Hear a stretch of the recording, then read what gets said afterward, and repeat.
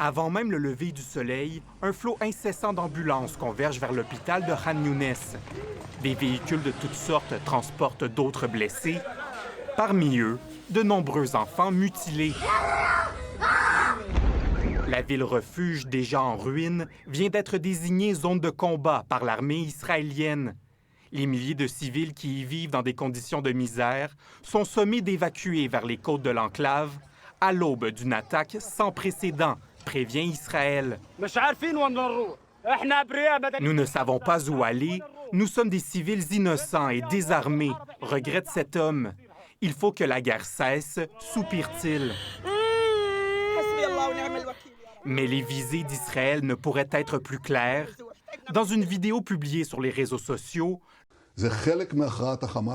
le premier ministre Benjamin Netanyahou a promis de prendre le contrôle complet de Gaza. Une victoire totale, jure-t-il, qui se dénouera par la libération des 58 otages encore détenus et la destruction du Hamas. Une concession, par contre, pour des raisons pratiques et politiques, nous ne devons pas créer un contexte de famine, sinon nous risquons de perdre certains appuis, explique-t-il à ses partisans d'extrême droite. Des pays européens ont effectivement dénoncé des scènes devenues intolérables à Gaza, à l'instar des États-Unis, dont le soutien commence à vaciller. C'est pourquoi le premier ministre a autorisé l'entrée d'aide humanitaire dans l'enclave pour la première fois en près de 3 mois, mais de manière extrêmement limitée.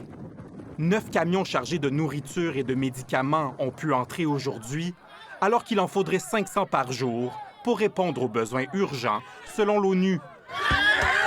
Ici Louis-Philippe Trozzo, Radio-Canada, Montréal.